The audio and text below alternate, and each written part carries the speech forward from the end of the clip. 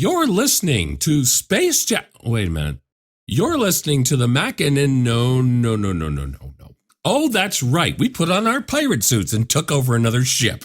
You're listening to the AppleInsider podcast, episode 154. We be pirates with colds, so our voices are a little raggy.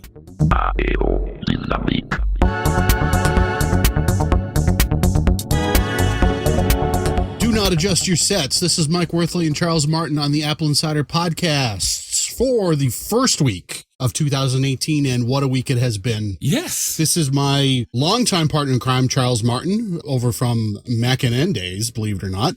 Wow. And let's just get into it, and we'll talk about other things later. Let's first start talking about Intel's CPU flaws and other manufacturers. So, starting on Tuesday, the Register published an account of how Intel CPUs dating back to around, 1995 or so, were subject to an exploit which would allow someone who had specifically crafted code to maliciously steal data out of kernel RAM. I knew we should have promoted that guy to general. Well, sure. Intel didn't say anything until late Wednesday about it. And their statement is just kind of bizarre. I'm going to pull it up really quickly here and read you some keywords and tricky phrases out of that. 23 years later. Yeah, basically. So Intel and other technology companies have been made aware of a new security research describing software analysis methods that, when used for malicious purposes, have the potential to improperly gather sensitive data from computing devices that are operating as designed. Now, let's skip ahead to the really strange stuff. Recent reports that these exploits are caused by a bug or a flaw and are unique to Intel products are incorrect. Based on the analysis to date, many types of computing devices with many different vendors, processors, and operating systems are susceptible to these exploits. Now, let's back up on that one a little bit. Yes. Hang on. Now, while Intel is correct that some ARM processors, specifically the Cortex-A series of chips, is affected, the Cortex-M series and other chips are not affected by that. Cortex-M being Internet of Things and HomeKit device kind of devices, things. Right. And AMD has just flat out said, And AMD said, no, you're wrong. We're not affected at all. So I think that an exploit that allows data to be stolen out of the kernel, I'm safely considering that a bug. Charles, what do you think? At least they didn't say it was a feature. I suppose that's something. But yeah. Well, if it's not a bug or a flaw, then what is it? Operating as designed? And the fact that this has existed for 23 years is just ridiculous that this hasn't come up. I mean, we're just lucky in that way. But I recall back in the early days of computers, because you and I are both ancient, and this was system information that could be pulled out of RAM was a big deal then. And it's disappointing to learn that all these years later, some variation of that is still a thing. That's crazy. The exploit is non-trivial. The exploit does require software to be installed. It does not appear to be a drive-by attack from a malicious web ad or something like that. Right. But that may change. There's a lot of information that, as we record this, it's Wednesday night at 9:00 p.m. Eastern time, just before the epic snow event on the East Coast. We'll talk about that a little while later. The vulnerabilities we just learned are called Meltdown and Spectre, with Meltdown specific to x86 architecture and Spectre being a wider timed base attack. Yeah, they're bad Bond villain names is what they are. Indeed. Even though Intel specifically says that we don't think that any data can be stolen with this, researchers across the globe right now are saying, well, no, you can. And here's how. And there's source code, proof of concept code available right now as we speak. It's going to be a developing story. This is going to be something that, if you're listening to this podcast, say on the 10th of January, there's probably more information. There's probably newer information. Yeah. But what we do know today, what I discovered this morning, is that Apple has already patched at least the vast majority of this out with 10.13.2. Right. Not even the 10.13.3 beta, which apparently has more fixes, which I couldn't get any information about. Modern Mac systems aren't going to be impacted by this attack if one ever develops, which is good. But that doesn't mean that the old Mac Pro you have underneath your desk that's stuck on Sierra won't be. Right.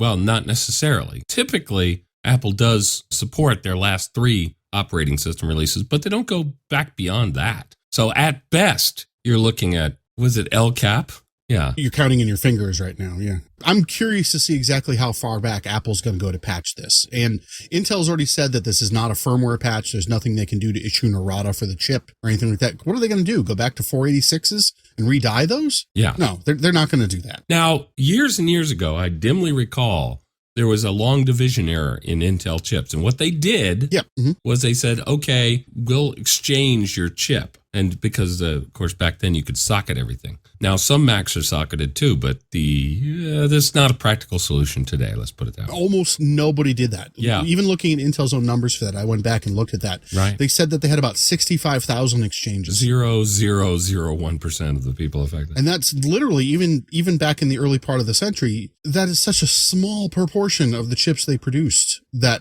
people actually requested a replacement. Right. Because it did not turn out to be a huge deal. Most home users weren't affected by it at all.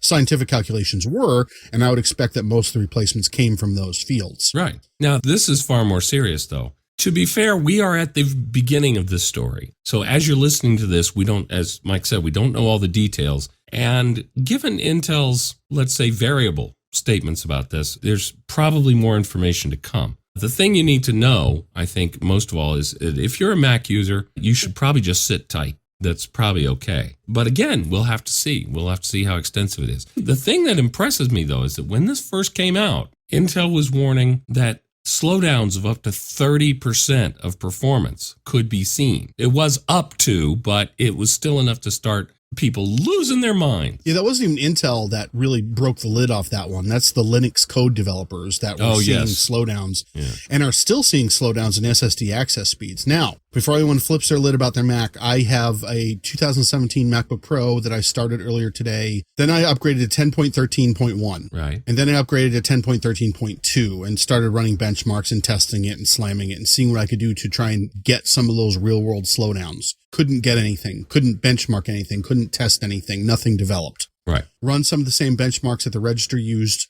didn't have the problem. Did not see any noticeable slowdown at all. Mm-hmm. The thing is I'm looking at one machine at one time. I'm not looking at a bank of 15,000 machines in a cloud service. I think that's where we're going to see the problems. I think that when we start seeing the patches for this, I think we're going to see slowdowns on Amazon Web Services. I think we're going to see some cloud service brief interruptions for security patches, and they're going to be just a hair slower than they used to be. Right. And those are the companies I think that are going to be the most impacted by this after the patches are doled out and fully applied. Mm-hmm. But you're right. We're going to see with time what happens. But that 30%, that is a startling number. It would have caused villagers with torches outside of Intel's headquarters, I should think. You know, I'm not sure we're that far away from that now. Yeah. Just browsing around the not even the dark corners of the internet, but the stuff that floats on the top. It's looking a little grim. People are really upset with Intel. We've got people clamoring for replacement processors. We've got people already talking about class action suits. Oh, yes. Well, frankly, number one, it's unsurprising. I'm sorry. I feel selfishly happy, though, that the words class action lawsuit are not automatically being associated with the word Apple this week. That was going to bring me up to another point, and I'm curious to see what standard Intel is going to be held to on this. Yeah. I'm curious to see how that's going to be different from Samsung phones causing fires, from Apple's battery throttling routines, which we'll talk about a little bit later, and the 11 suits that have been generated because of it, and because this is epic. This is 20 years of computing and issues potentially spanning legacy hardware that's sitting in factories that are never going to see an update. Yeah, this is the concern. Now, of course, most homeowners have moved on, and even though their chips are still affected, because Intel makes the chips that run almost every mainstream computer, we don't have to worry about the 1998s. I don't think. They're gone. I think they're gone. Ideally, right? But in a warehouse somewhere, there's somebody running XP to this day. Yeah, there's a CNC machine somewhere slaving along on even Windows 8 that may not get an update. Right. And here we are. I mean, how many millions of machines worldwide are going to be unpatched and be accessible and be hackable because of this flaw? Don't know. We're never going to know, but it's not zero. But hats off to Apple for acting prompt. We had a not dissimilar story about a major serious flaw in the Wi-Fi standard. And even Apple got their Wi-Fi team back together just long enough to patch it. That's true. Most of the modem manufacturers out there, and believe me, if you think, I have a very recent computer, this isn't going to be a huge issue for me because I'll get all the packages. Your modem sitting over there, how many years has that been? Yeah, your cable modem or your router. That's right. Yeah. So I'll bet they're probably still unpatched, most of them. The manufacturers have known about this flaw since November or December. Microsoft started taking steps to ameliorate the problems when it started splitting how it handles kernel RAM in November. Right. And as I had mentioned, the 10.13.2 patch for High Sierra also fixes the problem. Yes, and the forthcoming 10.13.3 should have yet still more. Yep. Amazon has scheduled some downtime to try and deal with this. Microsoft's online Azure stuff is going to need some figuring out. Google has been strangely silent. Yes, you would think that. But about 2 hours ago, they issued a huge statement about what the two exploits are, what Meltdown and Spectre are, and what they do, and how Google services are affected. The long story short is if you have a new Google device or a new Google service, you're good. You're good to go. Don't worry about it. Mm-hmm. But if you have an older Android phone, it might be a problem. You need to talk to your manufacturer. That's essentially the statement out of Google. And frankly, it's more than I expected today from them. Yes, you're right. It's true. I didn't happen to catch it, so I'm good on them for at least addressing it. But see, this is why I don't buy Android. They're like, go talk to mom. +5 to Apple here for having the problem fixed in December. Yeah. -1 or 2 for not even having a statement today about it. Yes. You can be sure that they are Intel. Minus several million for Intel. Intel's statement is bizarre. We're going to have a link to the statement in the show notes. Please do take a look at the entire quote. Behind the scenes in the AppleInsider Slack, where we were talking about how to do this and how to cover this, we read the statement like 5 times and said, this doesn't say a word. Yeah. This doesn't say anything on what a user should do or how it should do it. It isn't taking accountability. It isn't saying, yep, we messed up. This is a problem. It straight up says, well, yeah, it's a thing, but deal with it. And there's nothing we can do. They just throw up their hands. Nothing we can do. So it raises a couple of questions. First of all, how much is AMD stock going to jump for this? If it turns out that their claim is true, that they're not, to the best of their knowledge, affected. ARM A processors, that's the core of the iPhone. So is that going to be an issue? Based on what we've seen, it doesn't look like it's going to be a problem because the A-series process, even though it's an ARM processor, there's enough separating it from the Cortex series chips that I don't think there's a lot we're going to need to worry about here. But time will tell. You're right. Apple hasn't said anything about it. I would like them to say something about it. Also, is this a mortal wound for Intel? There has already been talk in the Mac side of the community for quite some time that eventually Apple may be able to develop A-series chips that are powerful enough to take over at least the low-level Mac use, like as we expect in the MacBook one day. In another venue, I said that I guaranteed that Apple had macOS running on a toaster somewhere. And I guarantee you that this debacle today and Apple knowing about this last month and having the responsible disclosure at some point in November from security researchers, I guarantee you that this has kickstarted behind the scenes conversations about migrating to A-series processors for the Mac. Yeah. I guarantee you it started. But what's interesting to me is that traditional desktop computers largely have exactly one alternative, right? If AMD turns out to come out smelling like a rose here, then it seems to me like a lot of companies will suddenly be looking at them again. Like I said, Mac OS on a toaster. It's not a big deal. This could be a huge game changer. Well, I'm thinking of other platforms in particular. The Hackintosh people have been running Mac OS on AMD hardware for a while. It's not as straightforward as it is on Intel gear, on straight Intel gear, but it's doable. It's right. functional. There used to be a joke in the Mac community that when you saw the Intel Inside sticker, it was a warning label. Turns out... Yeah, that's a long one. That's a long ago joke. Moving on, because I think we've beat this horse to death, at least for now. But again, it seems to me like Apple's been the fastest off the mark with this. So good for them. Yeah, it's hard to tell. Like I said, until Apple says, yeah, don't worry about it, you're straight, then there's always that question. But there's sufficient evidence in the macOS code base, which is unencrypted these days, right, that Apple has already dealt with the problem. So there you go. Spotify is having a tough day. Oh. Earlier this week, on Tuesday, they were slapped with a $1.6 billion copyright lawsuit involving songs from The Doors, Tom Petty, and many, many more artists. A lot of artists you've heard of, even more you've never heard of. But the fact that you've never heard of them doesn't mean a thing. Yep. You're still owed money. The managing company Wixen, they administer songs from Tom Petty, Rage Against the Machine, The Black Keys, Steely Dan, Weezer, David Cassidy, Neil Young, Sonic Youth, Stevie Nicks, and a whole bunch more. Yeah. And they said that the $43 million settlement that Spotify agreed to pay a 2015 class action was nowhere near enough. And the class alleged Spotify failed to adequately pay mechanical licenses, royalties for streamed song compositions. So in September, Wixon decided they were going to object to the settlement, and Spotify said, well, no, and questioned the letter submitted to court last Friday. And so Wixon just decided on Tuesday that they were going to file the suit instead of waiting for a ruling on the matter, and here we are. Well, in a way, they had to. Before it became 2018, they had to file that suit. There's a lot going on here. There's protect your rights or lose them. There's more about compulsory licenses under the U.S. Copyright Act that Spotify is still fighting. There's negotiating deals with publishers as opposed to the artists themselves.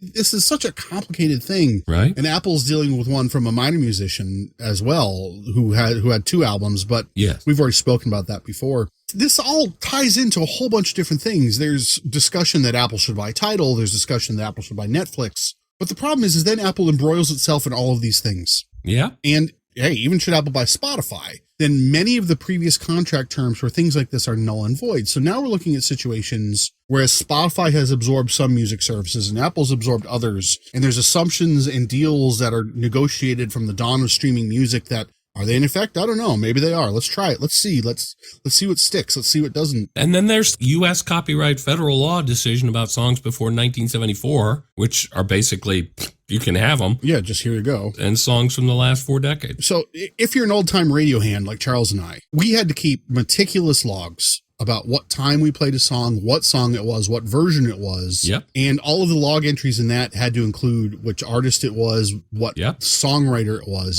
there was a checkbox for if it was a cover version or not. And the reporting responsibilities are still like that. I mean, obviously it's a whole lot simpler because of automated collection. You don't have to sit there for half the song and scroll your log data down. Although I can assure you that your low-rent college radio station in your neighborhood is probably doing it the old-fashioned way. Right now, there's a 19-year-old and a 10-watt radio station writing down what's playing. Yep. Somewhere in the United States. I guarantee you that's happening as we speak. So we're going to see more of this, not less. And we're not going to see numbers like 43 million for much longer. We're going to see numbers like 1.6 billion. This is just going to get worse and worse and worse, and it's going to escalate as artists and lawyers figure out what sticks and what doesn't. There's a couple more things going on. In addition to everything you enumerated, there's yet more coming on. Now, people go, well, how could it be $1.6 billion? And that's not even the punitive damage. This lawsuit has a punitive component in it, and they're not even touching that yet. The $1.6 billion is just how much they think they're actually owed. Right now, cash on the barrel is put it down, US $1.6 billion. So this brings up 2 questions. The first one is, was Spotify's business model ever viable? We're about to find out. But I'll tell you one thing. I don't think you're going to see a similar lawsuit against Apple Music. Yeah, Apple Music does pay its musicians better. They're very clear about that. I mean, the musicians aren't that happy about what they're getting paid, but they do acknowledge that it's more than what they're getting paid elsewhere. And that brings up the other question, which is streaming from the perspective of the content providers, and I'm not just talking the musicians, songwriters, I'm talking about the record companies. Isn't it kind of a lousy deal? It kind of is. It seems like a lousy deal for everybody but the record companies. Well, and the end consumer. I mean, they're getting a fantastic deal. This is a buffet. Oh, yeah. Of every song ever recorded, practically, for $10 a month. I can't even imagine. I mean, when I would go into the record store, right, clutching my $10 and I could buy one cassette. Right. It took me 2 hours to figure out what I wanted to buy. Yeah. For that $10 a month, right now, I can pick anything I want, essentially. It's an embarrassment of riches, really. And again, that's great for the consumer. But again, the record companies are pissed. The artists aren't super happy, but there's got to be a medium in here somewhere. I think the bottom line is that as far as we can tell, because Spotify is the one who keeps getting in trouble over this and keeps being a little dodgy about actually paying, it seems like their business model may be in serious trouble. It could be. I mean, this is a lot of money. $1.6 billion. Apple could write that out of the sofa cushion money. Yeah, well, that's the other beautiful thing about it, isn't it? And don't forget Tidal, because everybody does, but Tidal is on the verge of going out of business. They can't make a go. Well, yeah, but Tidal keeps doing super shady things with their numbers and their marketing. Yes. Oh, you mean like, say, Spotify? Yeah.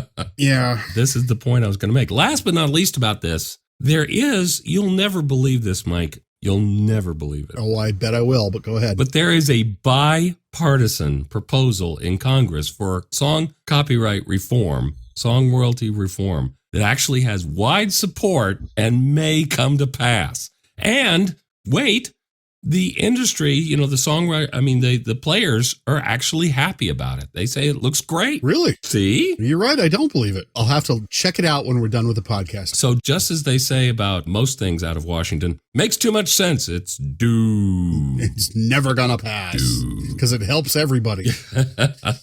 We'll keep an eye on this story, but it's a mess. The bottom line, though, as Mike and I have very consistently said, like I said, we're old radio guys. We're both music lovers. Apple's playlist. I can see what he's listening to, and I can see what I'm listening to. And he keeps saying, how much more hair do you possibly need to listen to? Right. Not the musical hair, but, like leather and lace and big hair from the 80s. Yeah, exactly.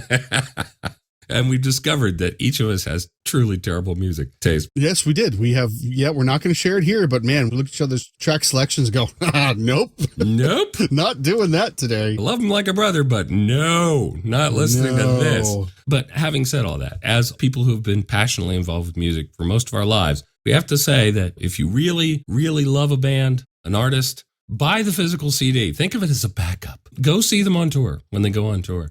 And yes, sure, sign up for a streaming service. But keep a close eye on this because one of two things is going to happen. Either these musicians are going to get what they feel they're owed, which is going to cost a lot of money, and that's coming out of, you. Or they're going to get shafted again, and there'll be even less incentive for musicians to put their catalogs online. This sounds like a lose-lose to me. That is true enough. So anyway, moving on. Well, I suppose we put off talking about Batterygate as long as possible. Yeah. Because now we have Intelgate to obsess over. Yay! Well, you know what? And I'm sure that somebody in PR at Apple earlier today said, oh, so good. Yeah. Well, Dan, to be fair, it took them long enough and it had to be drug out of them like a bad tooth. But by gum, they have disposed of that story pretty much. Yeah, we're not gonna hit a lot on this. We've got a couple things to talk about, and we're gonna move on to more things about snow. Yeah. But if you walk into the Apple store, don't. Just make your appointment. Say, it's in 4 days. What do you mean it's in 4 days? And just go to the appointment in 4 days. Don't walk in and expect 3-hour service because you're not going to get it. Especially not at the moment, no. Apple is not requiring your battery to fail its diagnostics to replace it for $29. Right. They're just going to do it. They're going to say, well, your battery's 85%. And you're going to say, well, here's $30. And they'll say, okay. Okay. And they'll say either come back in 3 hours or they'll say, see you in 3 days. And also, coming up in the spring, worldwide battery shortage, thanks to Apple's generosity. Well, yeah, that actually may be an issue. That could be an issue. I'm actually looking into that for AppleInsider right now. Because anything Apple does, when Apple makes a shift towards something, the entire industry kind of shakes a little bit. Yes. And the RAM prices, the worldwide RAM prices right now are mostly Apple's fault. Right. So battery components, the chemistry required for the batteries, Apple's using massive amounts of the chemicals for lithium-ion batteries. And so this is going to cause a drain because they can't drain old batteries and recycle the electrolyte out of there. That's not how it works. Right. So we'll be coming back to that. But in any event, what's happening around here, and I've spoken with most of the Apple stores around here, if they have the battery in stock and you've come in an appointment and not a walk-in, they are trying to do it in 3 hours.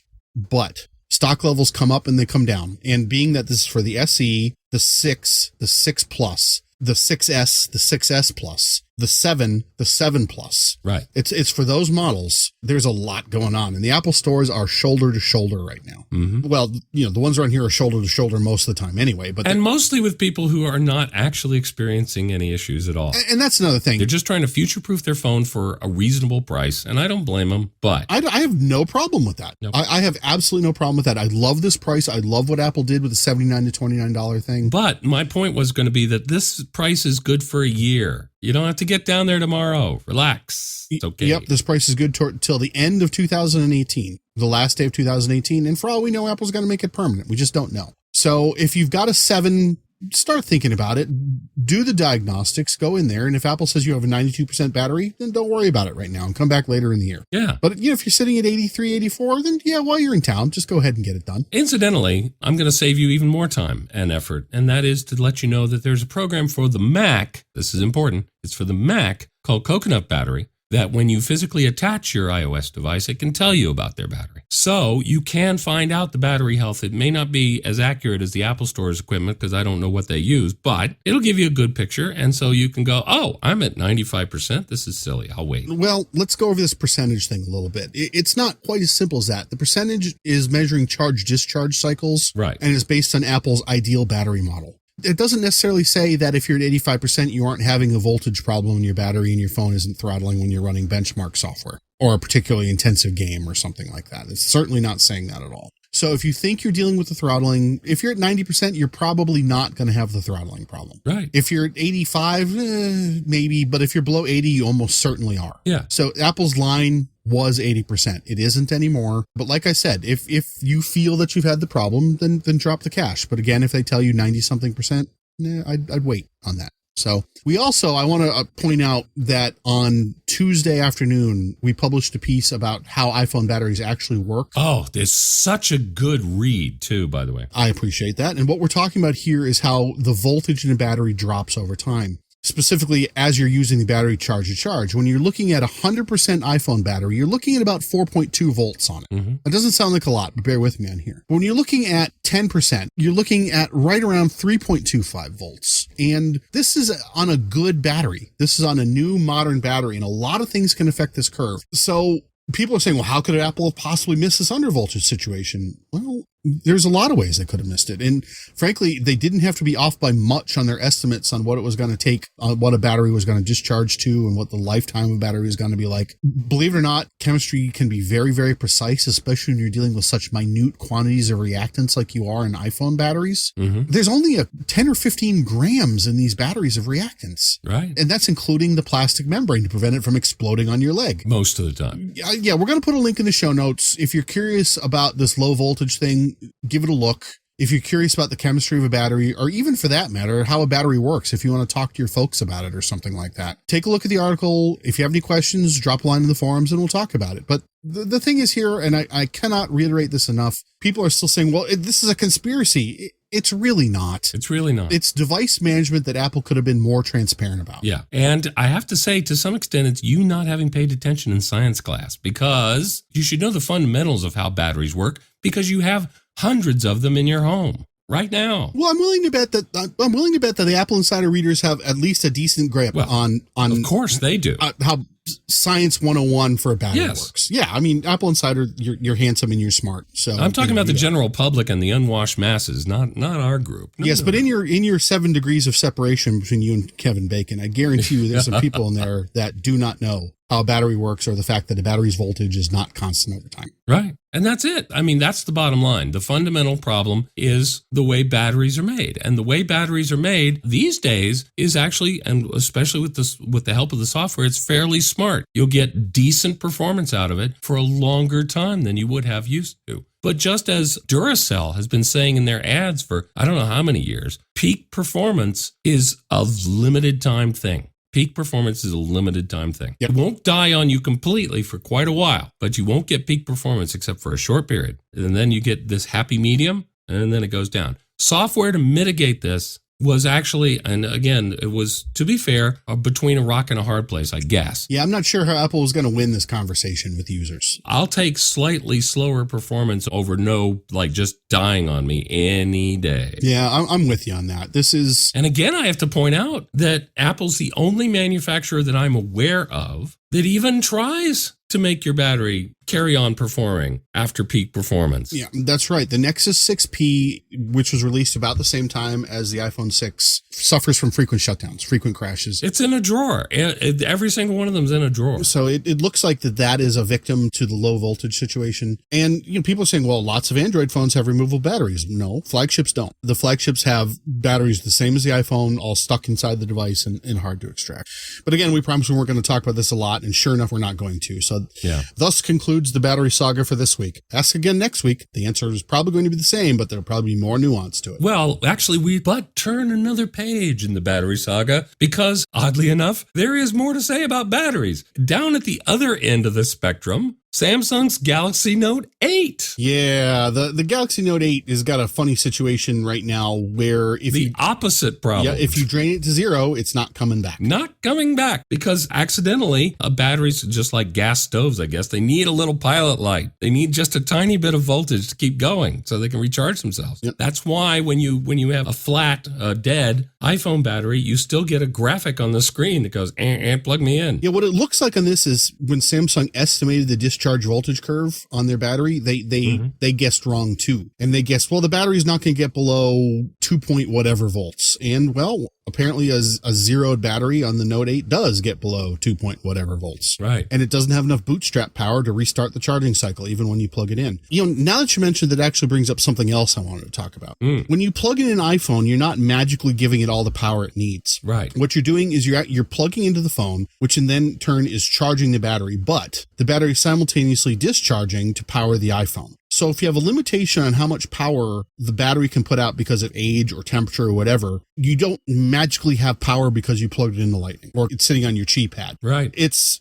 got the battery in what's called a float, which means charging and discharging at the same time. And again, you're limited to the maximum performance of the battery on it. When people say, well, I'm still throttled when I'm plugged in. Yeah, it's operating as designed. This is how this has to work. Yeah. It's the same reason why your phone won't unthrottle if it's being throttled, and it's the same reason why the Note 8 won't come back. This is why when phones slip into low power mode, they don't take themselves out of that until they're at 80%, right? It was just a miscalculation. It was, again, a miscalculation on the part of Samsung in this case, but of a different sort. Yep. So listen, if a Samsung is going to have a battery problem, this is the battery problem I want them to have, quite frankly. Hopefully they won't get in any more hot water about this than they already have, but oops, that's another one. All right, now we're done with batteries. Yeah, Too Long didn't listen. If you want the battery, go get it, but you've got all year to do it. And speaking of miscalculations, Chicago. Oh dear. Well, there's a beautiful new Apple store on North Michigan in Chicago, and I'm going to be going in November. So I'll get a chance to check this out firsthand. But apparently the bottom line was that they've got a beautiful roof that kind of looks like a MacBook lid, and it was having some issues because it snowed. As it turns out, it was having some issues, but not the issues everybody thought. Everybody became Nelson on The Simpsons and went, ha ha. They thought that Apple is stupid. They thought Apple and its design partners, who've made many, many buildings, stupidly designed the roof so that it couldn't get rid of the snow. No. But it did turn out that the snow dispersal heating, I guess, the heating from the roof wasn't working properly. And that was down to software, Apple says, but they're going to clear it up and the problem won't be an issue anymore. Yeah, it's a fascinating system. What it is it's got gutters on the roof that are embedded inside the roof itself. Right. And when there's any kind of accumulation in those gutters, the roof heaters turn on, right, melting the snow off of the roof. And yeah, there's going to be a little bit of a flow off the edges of the roof, but that's okay because the rest of the melt at this point. The rest of the melt goes through the central support columns of the building, and they can reclaim that water. It's amazing. Come on, how cool is that? When it works. Right. This time, Apple had to rope off parts of the sidewalk and parts of the plaza because there were icicles falling off. Oops. It was embarrassing, but it wasn't a design flaw. And the reason I bring this up is because, listen, anybody's heating system can have a problem, but the way people were so quick to jump to that conclusion, it's the same, to me, it's the same thing with Mac users and their belief that they need to manage the fans on their Mac. Come on. Yeah, we haven't really talked about this on AppleInsider, at least. If you're familiar with our other body of work, which we'll discuss a little bit more later on, if you have to manage the fans on your Mac, you got a problem. Yes, you probably don't have to manage the fans. And you probably don't have to. Yeah, but anyway, we'll come back to that some other time. Yeah. But with this, did it have to be a software problem? I know. I mean, come on. Did it really have to be a software problem? Couldn't it just been, well, we had a plug that didn't get removed. Oh, well. Nope. Yeah. Had to be software. Oops. Who unplugged this? Who? Fess up. Yeah. Plug and everything's fine. They'll get it sorted out. But the idea that a major architectural firm like this would overlook the fact that the store is in Chicago in the winter. No, they didn't. And in fact, other stores, older stores on that same street have this problem because they didn't plan. Because they don't have a cool heated roof and gutters and support columns that can drain off the water? Is that what they failed to do? Exactly. Yeah, right. Imagine walking by a skyscraper on North Michigan and an icicle is coming down at you. You're dead. That's it. Geez. It's The Omen all over again. It's that whole scene with Pat Troughton as the priest. In upstate New York, there is a geodesic dome, and it is giant, and it is in the middle of the woods in Saratoga Springs. It's a government facility. I'm not going to delve into it too deeply. It's not a secret that it's there, but it's there. It's bigger than the Epcot Dome. It's one of the largest geodesic domes in the world. And it would snow. Being upstate New York, you get these lake effect snows, and they're probably dealing with it as I'm talking about this right now. And you'd get if the snow is heavy enough, if the snow is wet enough, it would accumulate on the top of the ball. So we'd get these things called digalanches. I'm not going to delve into the etymology of the word, but if you're familiar with the site, you know why it's called that. And so we had these safety exclusion zone ropes around this plant, and people would say, what's that for? Is that because, it's not safe because of what's in the building? No, it's not safe because of what's on the top of the building. If you got aliens in there, you got aliens in there. Yeah, something like that. But in any event, snow is an engineering problem, regardless. Yep. And no matter what, if you're building a structure in an area that's going to get snow, you're thinking about it. Sorry, I'm having this image of an angel reporting to God going, God, we've determined that snow, rather than being one of your most beautiful creations, is in fact an engineering problem. It is an engineering. It's heavy. It's wet. It's just bad news. So it's true. I think we've probably had enough of Apple's snow problem for one day. True. Let's talk about something good. Hey. Okay, let's do it. So there was an OLED test for burn-in on the Samsung Galaxy Note 8, the Galaxy 7 Edge, and the iPhone 10. And guess which one had the least burn-in? Apple!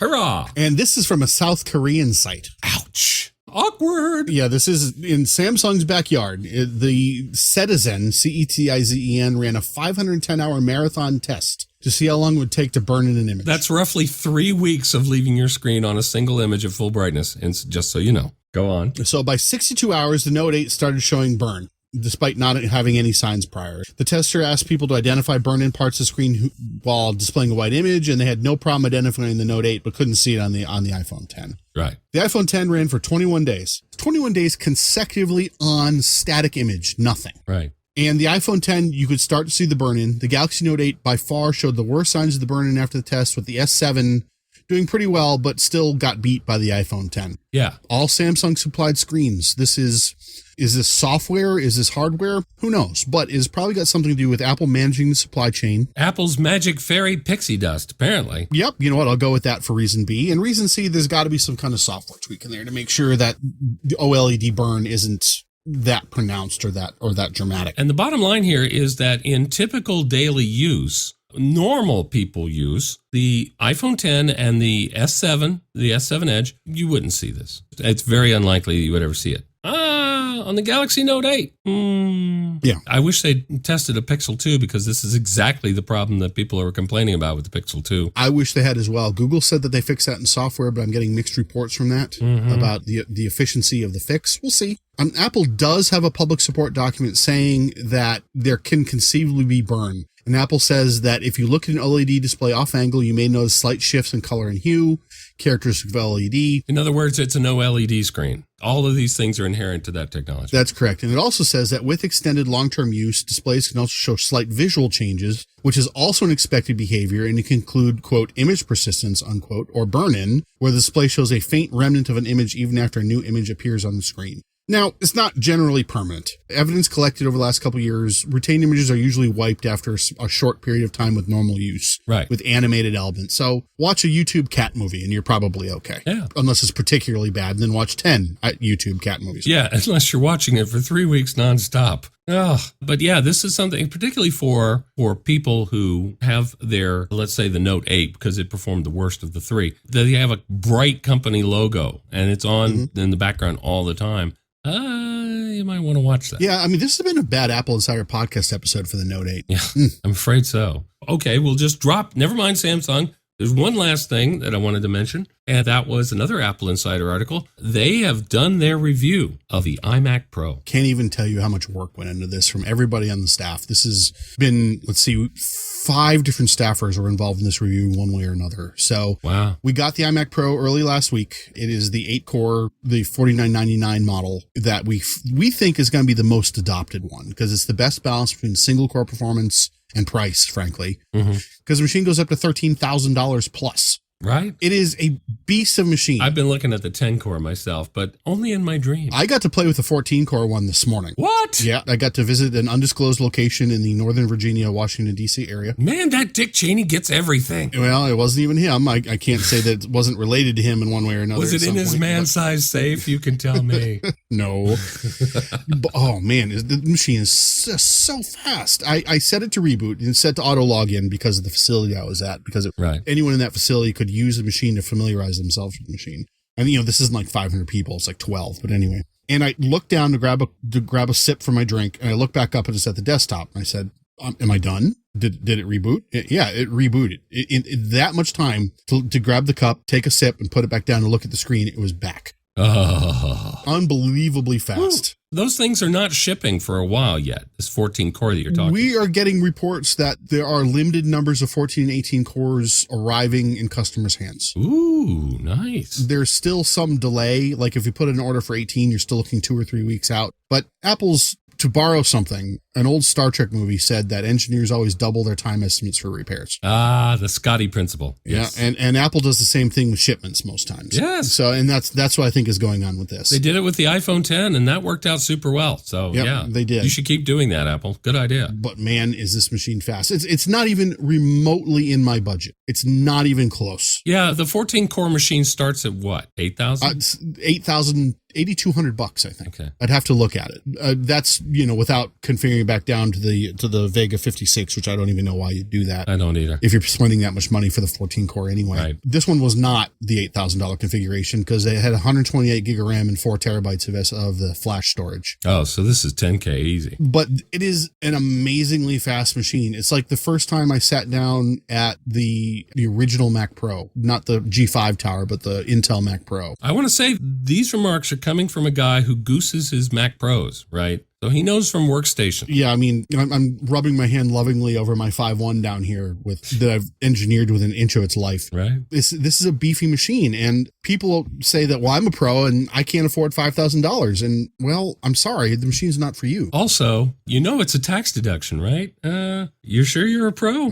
Even so, it's a tax deduction, but man, it is a lot of iron. And even looking at the AppleInsider review, there are people who would be better served just from a dollar perspective to stick with the iMac 5K. Oh, definitely. Most people, I should think. So even professionals, I think that even professionals. Yeah. I did not participate in the writing of the review. I was more in the mechanics of getting it published. But if you're even considering using an iMac for a professional use, like this is your moneymaker, then you need to look at this review. You need to look at the different benchmarks they did and the different workflows that they did on it and decide if you want better single core performance, which you are probably going to get in the iMac 5K. Probably, not always. Mm-hmm. Or you need to throw as many cores as you can at a problem. Yeah, like you're doing weather models for a living, right? This is not a word processing machine. This is overkill for audio engineering. This is, come on. The 8-core model can render 8K video in real time with filters in Final Cut Pro X. Well, that's because of that enormous amount of RAM, among other things. But yeah, everything is just optimized to be super fast. It's amazing. And the benchmarks that we've seen so far have all been like, this is it, kids. Yeah. This is the pinnacle of computing at this moment. Yes, I wrote a piece just before Christmas or just before the new year about Apple looking at pro hardware. And I just want to talk to the pros. If you consider yourself a pro right now, I love you all. I really do. But we are never, ever, ever, the group of us that I'm talking to, we're never going to come to a consensus on what makes a pro machine. Even this modular thing they're talking about next year, they're just never going to make one that is perfect for everybody. And I appreciate that's a problem for a lot of people. I get that. But we can fight about it all we want. And we can say, well, I can't upgrade this, so it's not pro. This doesn't have a better screen, so it's not pro. This doesn't do this, so it's not pro. And I understand that makes it not pro for you. And frankly, we're subjecting ourselves to the whims of a marketing term. If this was just a range of MacBooks and a range of iMacs without the word pro attached to it, we wouldn't need to have this conversation. So we're fighting about a word. Yes. I wish it was different. I wish we didn't have to have that fight. I wish Apple could make a machine that would make us all happy. Yep. But they can't and they won't. That's true. Well, the fundamental core of their philosophy is they're not trying to please everybody. Their belief, and you can argue with it all you want, their belief is that if we make a really great machine, people will find it, and enough people will find it to keep the company going. Beyond that, they're not going to make 1,700 different models for every conceivable kind of Pro use. That's just never going to happen. That's another platform. Those are other manufacturers, but not Apple. Yeah, it's just, as far as upgradability of Apple machines goes, RAM has always been kind of an okay, we'll let you if we have to kind of point. If you go back to before the G3 Tower, RAM upgrades were not trivial in a number of their machines. PowerMac 8500, I'm looking at you. Well, it's not trivial in this machine, although it's doable, apparently. Yeah, it wasn't trivial in the original iMac. Yeah, no. You take off the bottom panel, slide out the motherboard, make sure you don't break that ribbon cable, and then put in the RAM. Even before that, remember the Cracker Jacks? Yeah, for the SEs and such, you had them. Well, yeah, the SC, yeah, I mean, if you look back at Apple's history of computing, if you look back, heck, even to the Apple II, they are mostly designed to be slapped down without having to worry about upgrades, and as such, most people don't. Right. Like I said, you're AppleInsider readers, you're smart, you're handsome, I get it. But we are not Apple's core audience, and as much as we like to say we are, we aren't anymore. And that's kind of sad in one way, but you know why it's good? It means we won. Yeah, kind of. At least for now. Yeah. So the iMac Pro is a very, very solid machine. The iMac Pro is a very, very fast machine, the likes of which Apple hasn't produced in a very long time. Mm-hmm. Charles and I were both on this beat when the Coke Can Mac Pro came out. And heck, we were on shift when the Coke Can Pro Mac came out. Yep. And we had a conversation, I think almost 8 hours that night, about who the machine was for and who it was not going to make happy. And looking back at it from 5 years later, our predictions that were mostly right. It made people who wanted something sexy to slap down on their desk and say, look at my Apple glory, and put on their, their best Ive voice and saying it. It's the most beautiful thing in this cubicle. There you go. You see why I hang out with Charles now. So it made those people happy. It made people who at the time needed the GPU performance happy and not the CPU performance, because you could always have boosted a 5.1 aluminum tower to those speeds and more. Yeah, it's remarkable how amazingly versatile those machines have going, not strictly following Apple's upgrade guidelines, but like Mike said, you can engineer some of those models to an inch of their lives, those slab sides. Yeah, it was a compromise Apple made to suit Apple. The iMac Pro doesn't feel like that. The iMac Pro feels like, okay, well, you want pro hardware? Boom. Here you go. Mm-hmm. Do you know what this is the equivalent to for you old-time Mac people? This is the equivalent to selling the SE30 when the Mac Plus was the main Mac. Right. This is selling the 2FX when the LC was the main Mac. Mm-hmm. Mm-hmm. This is what we're talking about here. And frankly, we're looking at similar pricing. Well, yeah, accounting for inflation, you're absolutely right. I might add also that there's a lot of talk in the Mac community about future-proofing. One of the things, when Apple decided to start sealing up these machines, there was a lot of protest about that. But the reason they did it actually turns out to have made great sense. The number of repairs that such machines need, their risk of catastrophic failure may have gone up at a percentage point or two. But by and large, they won that bet pretty hard. And those sealed machines are more reliable for the most part. I'm sorry my Mac Pro doesn't have a RAM door too, but I can't argue with their logic about this. Their idea here, particularly with the iMac Pro, is this machine is going to give you great service for the next 5 or 6 years. And then maybe you'll need another one. I don't know. But it has just come out today that starting in February, you can bring your iMac Pro into an Apple authorized service center and they can upgrade your RAM. However, it has to be Apple provided RAM. Yep. And it has to be done by Apple certified techs. Now, I'm not so sure that some of the specialists and independent service providers aren't going to say, well, here's some crucial RAM. Yeah. The people over at OWC are losing sleep trying to work out how they're going to get around this. In February, there will be an option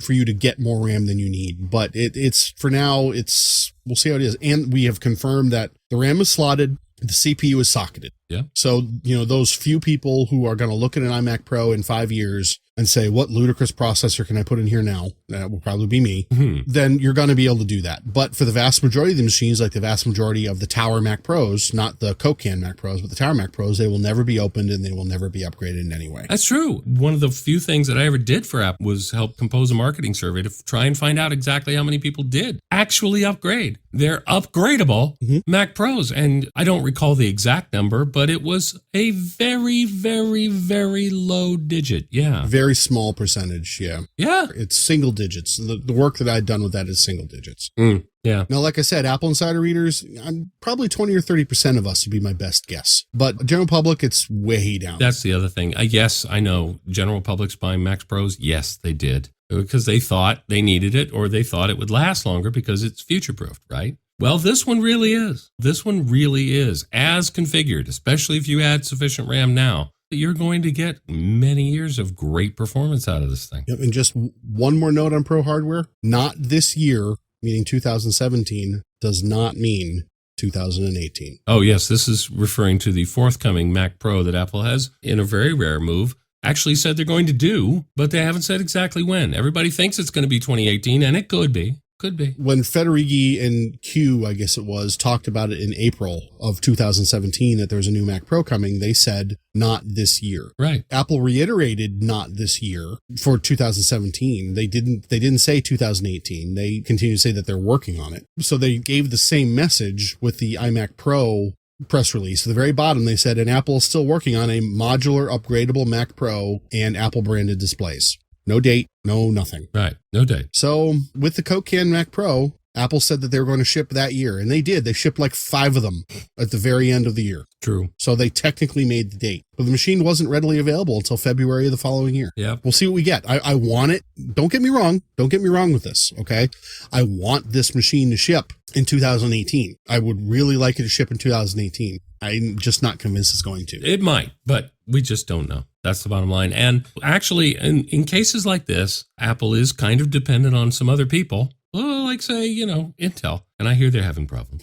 Maybe. Yeah, there might be a couple issues. Yeah, that could push it back. They left that window vague on purpose. And that's because there's a point in the future where even Apple's engineers don't yet know where they might be going. Right. And they want to give themselves flexibility because that was the lesson they learned from the Coke Can Mac Pro. Yep. One last thing before we wrap it up. Next week is the Consumer Electronics Show in Las Vegas. A little precautionary word on things we're going to talk about next week at Apple Insider. Based on history, 50% of the things we're going to talk about are going to ship on time. You and I would talked about this because we used to work this beat ourselves. My joke was always that 20% of these products will actually make it to market, and only 10% of those will ship on time. Okay, well, 50%. We're close enough. So yeah, I'll go with Charles's presumption. I didn't really keep logs on what shipped and what didn't. But considering we're still waiting on stuff from 2017. Yeah, and 2016. Considering we're still waiting on some of that older stuff. It's great to get excited. Some of the stuff is really, really cool. Like we first started seeing the first external GPU cases in the 2016 Consumer Electronics Show for Thunderbolt 3. Right. We didn't really see those in any kind of quantity until the spring of 2017. Yep. So there's some very exciting stuff coming, like Samsung